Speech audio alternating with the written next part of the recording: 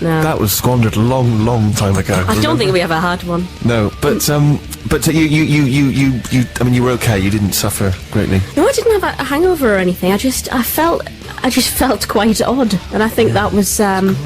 I think the man in the Indian restaurant was the brunt of all my feeling of oddness. I can remember asking for some sort of lemon squeezing device and acting like a crab and frightening them. Yeah, there were loads of sliced little wedges of lemon, and you kept asking for more lemon squeezing devices. You couldn't have just one and keep putting a different bit of lemon in it. You had to have a separate lemon squeezer for each bit of lemon. It was a lot of fun. Oh, let's do it again. Go down to the 7-Eleven, let's get some beers.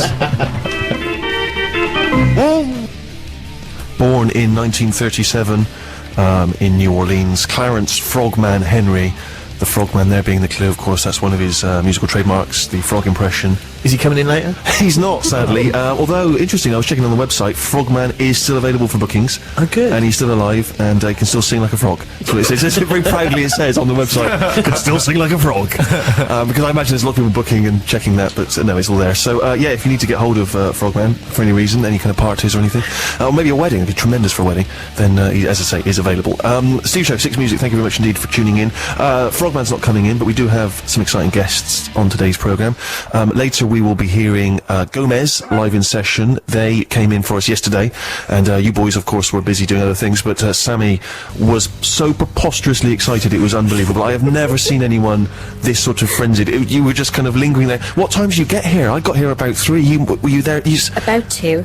Yeah, and you were just, and you couldn't be in the same room with them. You sort of were pacing nervously. You were playing a lot of foosball to try and calm yourself down. I knew if I just stopped and thought about it that I would explode off basic. I didn't eat until after the session yesterday. I was literally that excited. Now, I don't want to be disrespectful to the boys. They are tremendous musicians and they're great fun, but they're not Take That. I couldn't understand what is it about the Gomez that makes you so overwhelmed? I think when you're young and a band gets into you when you're young, that's it. So I was about 11, 12 when I really got into them. But I'm not being biased. They are the best musicians ever. They are the best band ever, and they are all brilliant. Sure. No bias at all. Anyway, you'll hear our run-in with Gomez later, plus some music from them, stuff from their new album, and of course, and also an old favourite as well. And also, of course, Mr. David Tennant is coming in on the show today, talk to us. I'm sure we will ask him about many things. You know, Casanova, Hamlet. His voiceover work for Argos, so we'll cover all the bases. But anyway, before we get to David and you've got a special treat for us, Sammy, as a little taster. Yeah. Instead of picking a song this week, I asked if I could get Gomez to play another song instead, because pretty much anything they would do would be better than anything I could pick. So they did an extra song for us yesterday, and about a third of the way into the song, when I was about to cry, Steve leaned over to me and went, "I'm a dream maker." So that really made the session for me. So this is Lost Track, which is off the new album. Gomez, and this is Lost Track.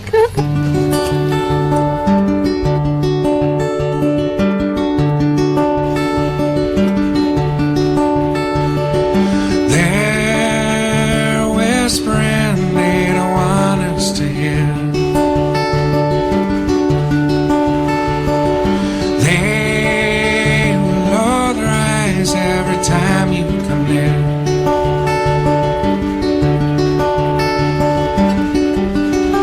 People are strangers, but don't you ever stop while I blame you.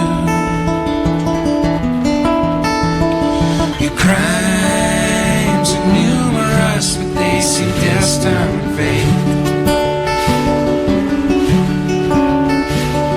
And guns that turn to rust, you feel them drawing again.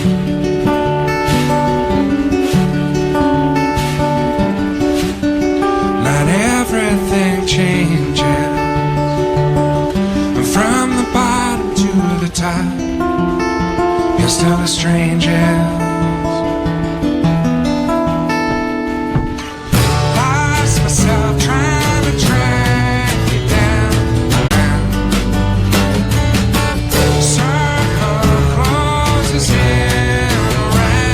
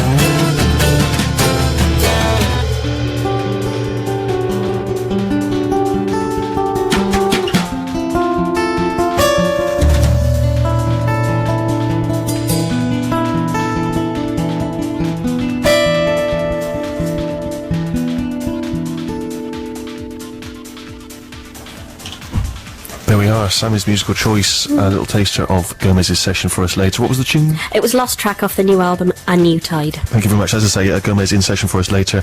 Also, David Tennant. And, yes, Steve Show, 6 Music, thank you very much indeed. Is there anyone, you boys, if we had a special guest here, is there anyone that would make you kind of sweaty of palm, you know, with the heart be going? I mean, do you ever get that kind of, have you ever been that infatuated by anyone or anything? Yeah, the last time I was properly tongue-tied meeting someone I really admired was Harry Hill, actually.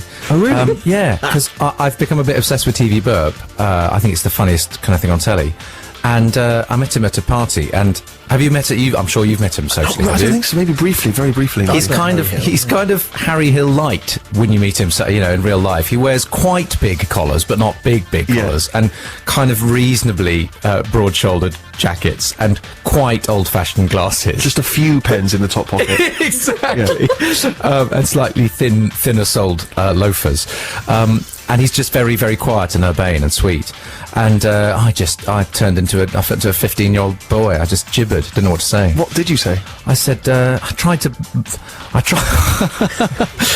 to get across the trivial piece of information that my wife had featured in a couple of his clips of the Bill. Right. It was about the most boring it's thing. So dull. That is such a dull. I know everyone involved in this anecdote, and it's so boring. It's so boring, isn't it? And I did, because I looked at it, I wasn't expecting. What's also great about things like that is what's the best he could say? Oh. Yeah. That's all he's got. And he pretended to know what I was talking about. He indulged me by going, oh, right, yeah. He's got no idea what I'm talking about. He's just hoping the conversation's going to end soon and he can escape from the loo. Where it was in the loo? Oh, I think I probably cornered him in the loo. I thought when you said you met him at a party, I thought he at least was introduced to you in a group of friends, not just stalking the poor man in the urinals. No, I followed him in. Of course you And then did. tapped him on the shoulder when he was finishing off and said, I'll do that for you. Here's a thing. Yeah, I'll do that for you. And while I'm at it, I've got a cracking anecdote. You, in your show, your clip show, has featured about a year ago a short piece of footage involving my wife. I'm so sorry. I'm so sorry.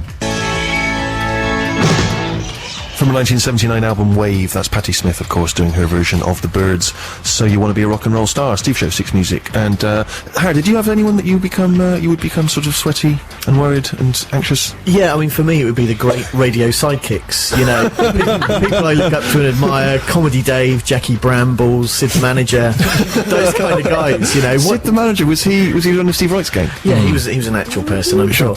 But yeah, you know, what would you possibly say to them, you know? You aspire to their level of greatness, and course. you know you're never going to make it. Is Comedy Dave still working with Morsey, or is he off doing his own thing then? I think he does his own thing with another sidekick. So Comedy Dave has a sidekick? Wow, that's quite meta. No. No, it's Scott Mills, one of Scott Mills' sidekicks, Chappers, so it's Chappers and Dave, but Dave is still on the breakfast show. so it's two sidekicks come together as Oh, one. wow, that's fun. incredible. I'd love to see you guys with a spin-off show. Well, we should do. What would you do? I mean, would it be very much the same as this, or would you add a new dimension to it? I We mean, just what talk about you, Steve, most of the Yeah. time, I Yeah. think. That's the only thing we've got in common, really. Yeah. But we do love talking about you. Yeah. Sure. So, It'd be like those, it's like all the shows on ITV at the moment, and then in the BBC, you have the big show on a Saturday night, then on one of the sister channels behind, you have the same show, but with none of the stars. Exactly, It's yeah. just people talking. And all the outtakes and stuff that was not good enough for the show. Yeah. and it would be very much like that, I feel. I wasn't even going to talk about it because it's just been talked about to death, but for some reason I thought, oh, you know, you never know, you just need to be abreast of what's happening. Yeah. So obviously I had to check out the woman, what's her name, Boiler. oh yeah. The Boiler, and if you're familiar with this, right? And I didn't see it when it was on, and I thought, I'm cynical. I know what to expect. The music comes in, she's not great, she sings it, and everyone stands up. I was genuinely moved. It was extraordinary. I really was just knocked out. I mean, I got bored during the song. Yeah, and that's But Yeah. the fact that she hit the first note was enough for me. That got me weeping. It was the things the judges said afterwards were pretty extraordinary, though. Did you watch it all the way to the end? think so, yeah. Because it was well, when you first came on, everybody was against you, but you proved us. I'm not sure we were against you. It's like, no, I think you're misjudging the audiences. Everyone thought you're a bit of a funny-looking woman, Yeah. but we didn't hate. No, exactly. You did, Piers Morgan, because you hate everyone who's not you or four of your friends. But yeah, this is the story they have to spin, so that when they release the single, which they inevitably will, they can say, well, you know, she was put upon from an early age, no one ever liked her, and we got her on stage and made her what she is today. Because there will be a single. Of course. You know, there has to be. Actually, the first time I saw Piers Morgan, I hated him. And then he opened his mouth, and I still hate him. He said one of the best things I've ever heard ever on one of the American versions of that. He said, "It is my opinion and therefore a fact." He's such a loathsome man, isn't he? I love the fact he's got the big fanfare about having his own chat show on ITV. Yeah. One of his guests, Ulrika Johnson. I'm sure she's a lovely lady, but she's not the biggest coup in the world when it comes to guests. If you have Michael Jackson, the first interview before the tour, yeah, well done, Piers. But Piers strikes me, and I mean, I'm sure he's a lovely guy in real life, but the sad thing is that nothing he's ever done has given me the impression that he is. And that he just strikes me as a terrible, terrible bully. And sort of, you know what I mean? Like a really, And a gigantic chancer. yes. You just get the feeling that he's bluffing his way through everything and doing very well. You've got to admire him for that. But at least Cowell, for all of his flaws, Cowell, there's something quite charming about Cowell. I don't know, I find him quite a charming presence.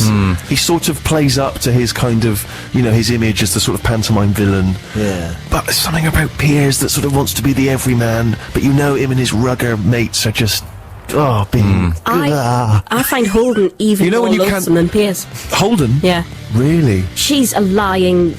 Whoa, slow down. Easy there. Slow down. Easy there. She You can't... cannot accuse someone of being lying, because that's not that. Now you're claiming something which we cannot prove, right? We can all have opinions on Morgan, right? I can say I don't like the man, I don't like his stupid face. That's just a matter of opinion. But you can't accuse someone of being a liar. I believe her to be a No, liar. you can't say that either, Sammy. Why not? I believe you to be wrong. It's just when she cries and she talks about goose pimples you can't see. She's lying. What are you talking about? You don't know that. Have you not got HD at North? You can see her goose pimples on ITV 2+1. Whoa! I just need to throw over to our producer. What are the rules? She can't say that, can she? No. Apologise to Holden there. Get down on your knees and beg for mercy. Profusely apologise to Amanda Holden. I'm sure she's never ever told a single lie in her blameless life. Good. As long as it was from the heart. Yeah. Let's have a musical choice from Rufus. Yes, Steve. Do you want to be controversial as well?